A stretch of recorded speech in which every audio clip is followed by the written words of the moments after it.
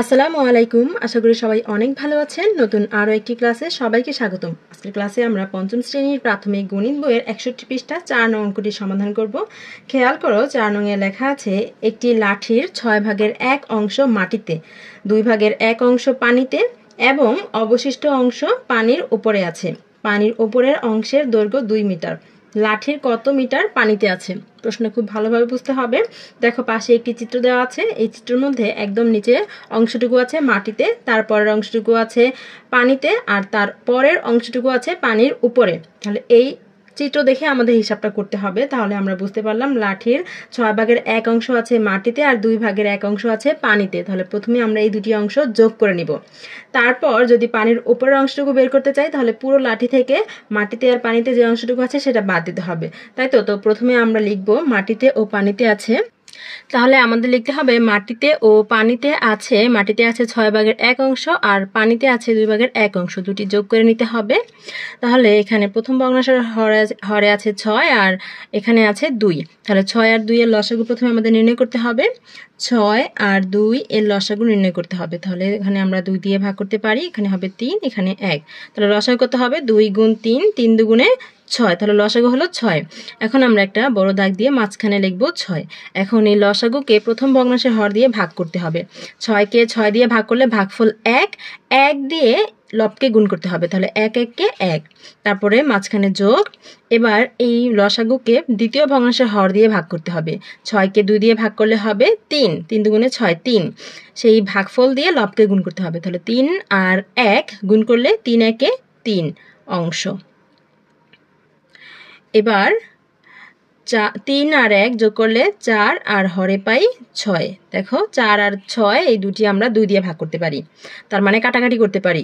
4কে 2 দিয়ে ভাগ করলে হবে 2 আর 6কে 2 দিয়ে ভাগ করলে হবে 3। তাহলে কত হলো? 3 ভাগের 2 অংশ। খেয়াল করো আমরা মাটিতে এবং পানিতে একসাথে কতটুকু আছে? 3 ভাগের 2 অংশ। এটা আমরা বের করতে পেরেছি। মনে করো এই হচ্ছে লাঠিটা। এখন এই লাঠিটার এতটুকু অংশ মনে করো মাটিতে আছে, এতটুকু অংশ মনে করো পানিতে আছে। মাটিতে আছে হচ্ছে 6 ভাগের 1, পানিতে আছে হচ্ছে 2 ভাগের 1। আমরা এই দুটো একসাথে বের করেছি 3 ভাগের 2। মাটিতে এবং পানিতে আছে 3 ভাগের 2। আর উপরে কতটুকু অংশ আছে সেটা বের করতে গেলে কি করতে হবে? এই পুরো লাঠিটা থেকে আমাদের এই অংশটুকু বাদ দিয়ে দিতে হবে। তাহলে আমরা উপরের অংশটুকু পেয়ে যাব। তাহলে পুরো লাঠিটা মনে করব 1, আর এই পুরোটা থেকে যদি আমরা এতটুকু বিয়োগ করে দিই তাহলে উপরের অংশটুকু পেয়ে যাব। অর্থাৎ 1 থেকে আমরা এখন এই 3 ভাগের 2 বিয়োগ করব। তাহলে আমরা পানির উপরে কতটুকু আছে সেটা পাবো। তাহলে আমরা লিখব, সুতরাং পানির উপরে আছে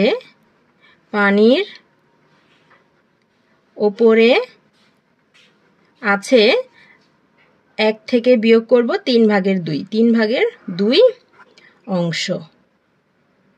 খেয়াল করো বিয়োগটা কিভাবে করছি। এখানে 1 এর নিচে হরে আছে 1 আর এখানে আছে 3, 3 আর 1 এর লসাগু হচ্ছে 3। তাহলে মাঝখানে লিখব 3। এখন এই 3কে এই 1 এর নিচে যে হর আছে 1, সেই 1 দিয়ে ভাগ করলে, 3কে 1 দিয়ে ভাগ করলে ভাগফল 3। সেই 3 দিয়ে এবার এই 1কে গুণ করতে হবে। তাহলে 3 1-এ 3, মাঝখানে বিয়োগ। এবার এই 3কে এই 3 দিয়ে ভাগ করলে ভাগফল 1, 1 দিয়ে লবকে গুণ। তাহলে 2 1-এ 2 অংশ। এবার বিয়োগ করলে 3 থেকে 2 বিয়োগ করলে 1 আর হরে আছে 3। তাহলে 3 ভাগের 1 অংশ কোথায় আছে? পানির উপরে। প্রশ্নে খেয়াল করে লেখা আছে পানির উপরের অংশের দৈর্ঘ্য হচ্ছে 2 মিটার। তার মানে পানির উপরে আছে 3 ভাগের 1 অংশ, তার মানে 3 ভাগের 1 অংশ এইটুকুর দৈর্ঘ্য হচ্ছে 2 মিটার। তাহলে আমরা এখন লিখতে পারবো, সুতরাং 3 ভাগের, আমরা এখানে প্রশ্ন মতে লিখলে বিষয়টা খুব সুন্দর হয়। প্রশ্ন মতে, যেহেতু প্রশ্নে দেওয়া আছে 3 ভাগের 2 অংশের দৈর্ঘ্য, প্রশ্নে দেওয়া আছে 2 মিটার। তাহলে আমরা লিখে নিলাম 3 ভাগের 1 অংশের দৈর্ঘ্য 2 মিটার। প্রশ্নে বলেছে লাঠির কত মিটার পানিতে আছে। তাহলে পানিতে আছে হচ্ছে 2 ভাগের 1 অংশ। পানির এটা বের করতে গেলে আগে আমাদের পুরো লাঠিটার দৈর্ঘ্য কতটুকু সেটা বের করে নিতে হবে। তাহলে পুরো লাঠিটা কতটুকু? পুরো লাঠিটা হচ্ছে 1 অংশ। পুরো লাঠিটা যখন আমরা বিবেচনা করব তখন তো সেটাকে ভাগ করব না, তখন সেটা হচ্ছে 1 অংশ। তাহলে আমাদের প্রথমে বের করে নিতে হবে, সুতরাং 1টা হচ্ছে সম্পূর্ণ লাঠিটা, একটা হচ্ছে কি সম্পূর্ণ লাঠিটা, তাহলে 1 সম্পূর্ণ অংশের দৈর্ঘ্য কতটুকু হবে? দেখো 1 সম্পূর্ণ অংশের দৈর্ঘ্য বের করতে গেলে আমাদের কি করতে হবে, গুণ নাকি ভাগ? আমরা জানি পুরো লাঠিটার দৈর্ঘ্য বেশি হবে, আর এই যে 3/1 অংশ সেটা তো শুধুমাত্র পানির ওপরে আছে, এখানে কম আছে, তাহলে পুরো লাঠিটার দৈর্ঘ্য যদি বের করতে যাই তাহলে আমাদের মিটারটা কি বেশি হবে।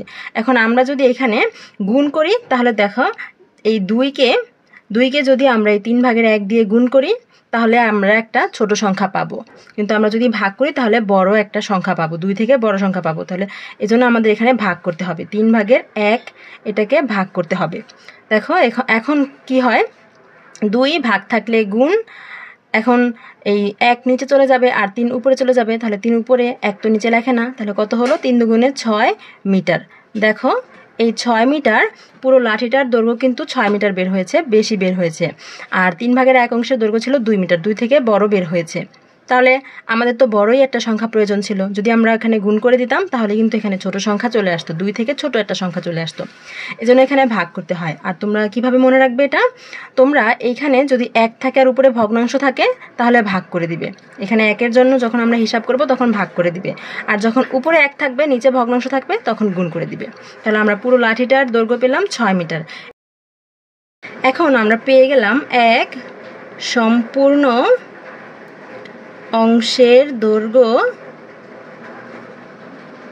দৈর্ঘ্য পেলাম আমরা 6 মিটার। আর আমাদের প্রশ্নে বলেছে পানিতে কতটুকু আছে, তাহলে পানিতে আছে কতটুকু, 2/1, এটা আছে কোথায়, পানিতে যে অংশটুকু আছে তার দৈর্ঘ্য কতটুকু সেটাই বের করতে বলেছে। তাহলে 2/1 অংশের দৈর্ঘ্য কতটুকু হবে, দেখো উপরে 1 আছে আর নিচে ভগ্নাংশ, তাহলে বলেছি যে এই ক্ষেত্রে গুণ করবে, তাহলে 6 এর সাথে গুণ হবে 2/1 মিটার। এখন গুণ করলে কত হবে, দেখো 6 আছে লবে আর এই 2 আছে হরে, তাহলে এই 6কে 2 দিয়ে ভাগ করলে কত হবে, 3 হবে, 3 মিটার। এখানে কাটাকাটি করে দেখাই দিতে পারো, 2কে 2 দিয়ে ভাগ করলে হবে 1 আর 6কে 2 দিয়ে ভাগ করলে হবে 3, তাহলে লবে আছে 3, 1, 3 একে 3, আর হরে 1 লেখার দরকার নেই, তাহলে 3 মিটার। তাহলে উত্তর আমরা পেয়ে গেছি, উত্তর হচ্ছে পানিতে আছে 3 মিটার, পানিতে আছে 3 মিটার। শিক্ষার্থীরা আশা করি বুঝতে পেরেছো, দেখা হবে পরের ক্লাসে, ততক্ষণ পর্যন্ত সকলেই ভালো থেকো, সুস্থ থেকো, আল্লাহ হাফেজ।